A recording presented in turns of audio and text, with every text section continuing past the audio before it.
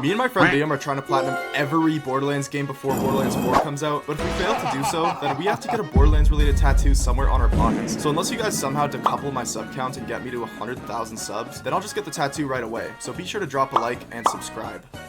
Alrighty, today we're platinuming the greatest looter shooter of all time, Borderlands 2. It's chaotic, it's beautiful, and it's dripping in more dopamine and sustenance than any platinum I've gotten before. So let's do this. Right off the rip, I decided to take absolutely forever to decide which character I wanted to endure the majority of the sweet succulent platinum with, and ultimately decided on Salvador. Unfortunately, since I took too long to decide though, I ran out of time to drip out my character, so I'll have to do that in a sec. The real game began when we woke up to Claptrap fetishizing us as his minions right off the rip.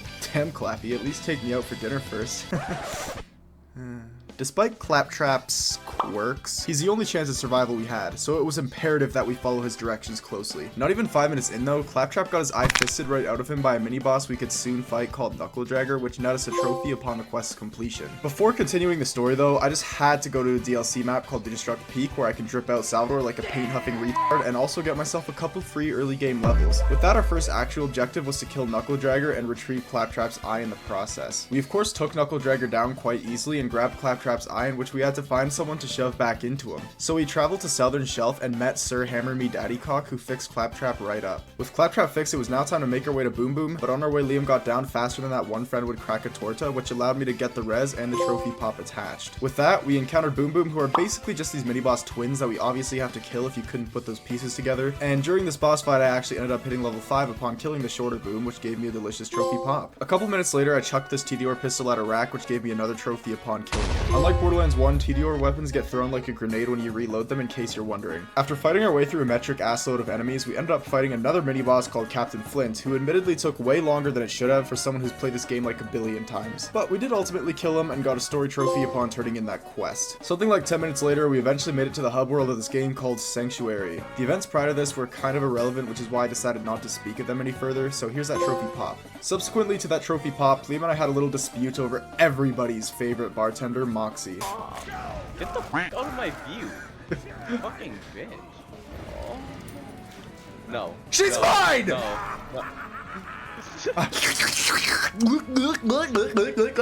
Breast milk.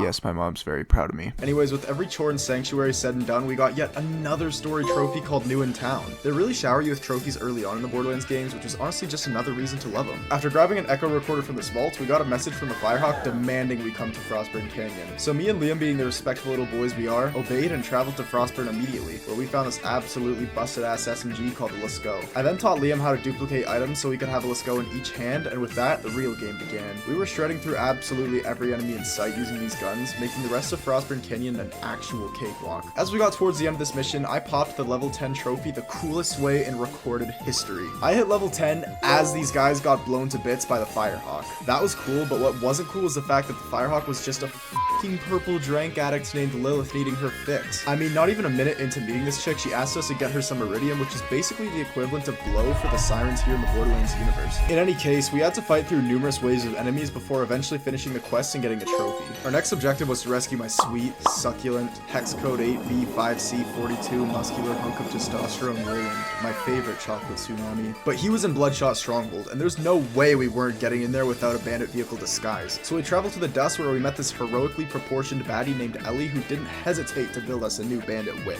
Using this new car, we were able to trick the Bloodshots into letting us in, but not before fighting a mini-boss named Badmaw. With how fast we melted this dude with the Unkempt Herald, he probably wasn't even worth mentioning, to be honest. Anyways, after fighting through the many enemies of Bloodshot Stronghold, we eventually got to see the man, the myth, the chocolate prince himself, Roland. Our reunion was short-lived though, because Roland got kidnapped by this big-ass constructor bot, which we had to rescue him from. And let me tell you, we shredded this mini-boss with capital letters. It turns out that 4 double-penetrating Unkempt Heralds at once do a metric ass-load of damage. Who would have thought? But yeah, we then talked to Roland and acquired another story trophy. With the chocolate tsunami saved, we traveled to Tundra Express and met Mordecai, who told us of a Hyperion train that supposedly had a vault key inside. But before we could hijack that train, we needed some supplies. So we went to meet up with my second favorite character in Borderlands, Tiny Tina. She basically just made us fetch the supplies she needed in order to turn her bunnies into bombs, which we then used to blow up the train in its tracks. That's one way to hijack a train, I guess. When we went to check for the vault key though, the nipple in the story twisted like no other. A boss named Wilhelm jumped out of the train cart that was meant to hold the vault key. Now unfortunately for him, we still had our quad dual unkempt heralds, so we of course died in less than a minute and we popped a trophy for completing that quest. Our victory was short-lived though, because Sanctuary was now under complete bombardment by Handsome Jack, which means Sanctuary is going airborne.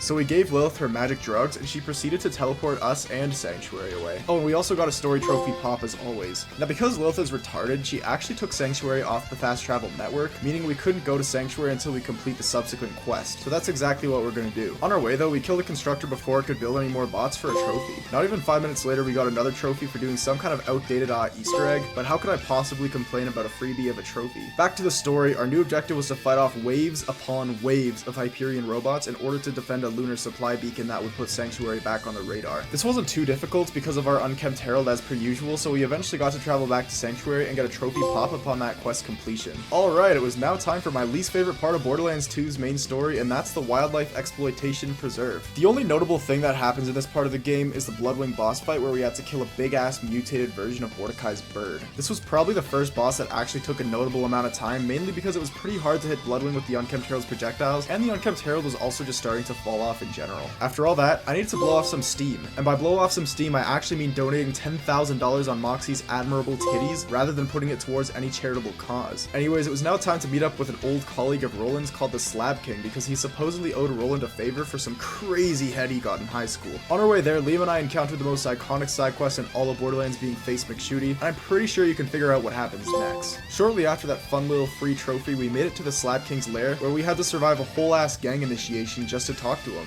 Bro thinks he's a celebrity or something. But in any case, this is where I actually managed to get a fairly annoying trophy for leveling up with Goliath to a god life, then killing him, triggering a trophy pop. With that, we finished the gang initiation and discovered that the Slab King was actually Brick, who was the guy Liam and I played in the first game. So we helped Brick defend his place of residence from Handsome Jack's Hyperion robots and escorted Brick back to Sanctuary, where I guess you could say we brought the whole band back together. A few minutes later, I popped a rather miscellaneous trophy for spending something like 25 badass tokens. Badass tokens just boost your stats like damage and reload speed if you're wondering. The next quest had us getting a bunch of Handsome Jack voice samples so we could make a voice modulator in order to sound like him. We're gonna need this later, so bear with me. Moving on, this next quest actually had us fighting a boss called the Bunker. This is basically Handsome Jack's last ditch effort to keep us away from the vault key and his magic siren daughter that is charging it. While the boss was fairly tanky, it wasn't really hard at all. It would kind of just sit there and let us do whatever we wanted to it multiple times until we eventually killed it. Irrelevant to the story, but after defeating the Bunker, I checked my inventory and I actually had a skin which I clicked on in order to unlock me the How Do I Look trophy. Anyways, with that, it was now time to use a voice modulator we got earlier in order to grant ourselves access to the room with the vault key inside of it. This led to a commonly disliked section in this game where you have to fight like a million billion loaders before eventually lowering this big ass shield protecting the vault key and its charger. This actually led to Handsome Jack killing my chocolate prince and kidnapping Lilith, all the while taking the vault key with him. At least his trophy pop numbed the pain of Roland's passing for me. We then went through this part of the game where you play in a map called Sawtooth Cauldron, which was honestly pretty AIDS considering how underleveled we were. And despite me playing this game like 100 times, I to this day don't understand what the point of this part of the story is. But as long as we get a trophy, I guess I'm not complaining. In any case, our new objective was to get some map data that would lead us to the final boss of the game. Before I get into that though, I got a trophy for opening a certain red chest in Firestone, which is actually the starter area of Borderlands 1. Anyways, this part of the game took way longer than necessary because Liam and I were still too stubborn to level up, but also just couldn't turn down a fight. I mean, we ended up shooting at this mini boss called Saturn for like 10 minutes straight to put it into perspective. But we did eventually snag the map data and even hit level 25 before leaving the area, giving me a trophy, and proceeded to pop another one just for turning in that quest. With all that said and done, I high-fived Claptrap and it was now time to finish up the absolute banger of a story this game is. Still extremely underleveled, we fought through the last area of the game before the final boss and was finally face to face with Handsome Jack. Jack was a rather tedious boss if I'm being honest, because his shield was extremely tanky for how much damage we were doing 7 levels under. But we did eventually whittle down his health enough for him to summon the real final boss,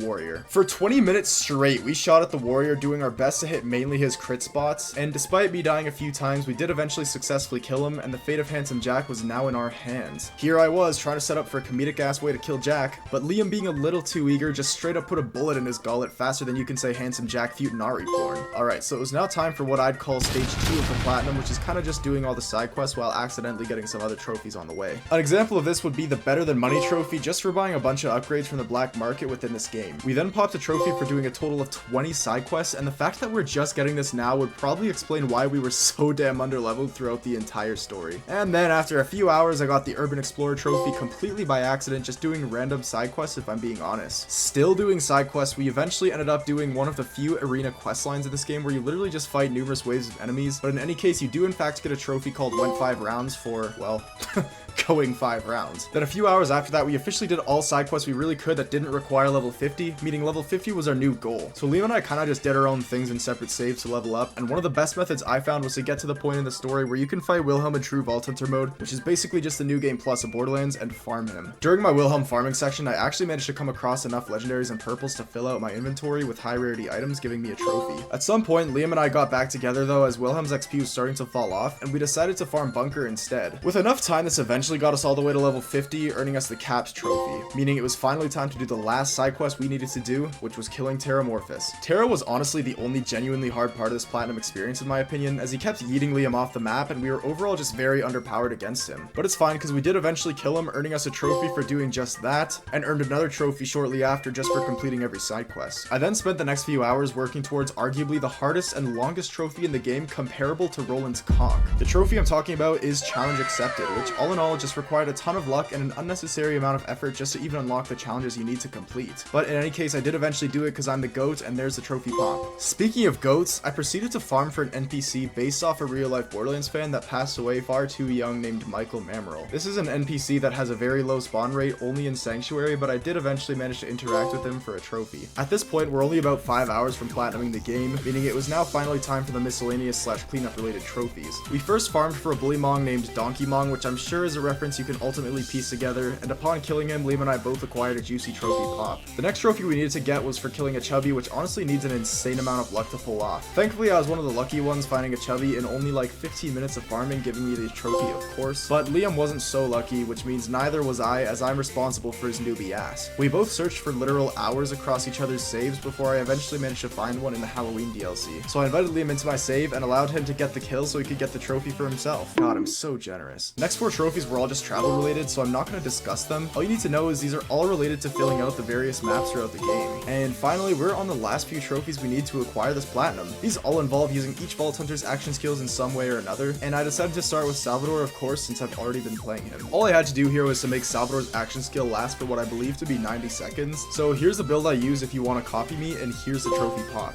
I then did Zero's, which has literally the exact same premise as Salvador's, in which I just had to make his action skill last longer than usual, except using melee. I then decided to go for Maya's, and my pro tip to get Maya's trophy as fast as humanly possible is to copy my build here, or more specifically spec into Maya's Quicken and Subsequent skills, as these allow you to get more than one action skill usage for each individual use, saving you a ton of time. Anyways, here's that trophy pop. And finally, the last trophy I needed before the platinum was Axton's, which doesn't really require a strategy or anything, as all you have to do is get 100 kills with his turret, so just make sure you spec into skills that make his turret better. With that, here's Axton's trophy, and at last, the platinum trophy following behind it. So that was Borderlands 2. I obviously greatly enjoyed the platinum, as it is my favorite game of all time. If you want more videos like this, be sure to like and subscribe, and I will see you for Tales of the Borderlands in like a week. Bye!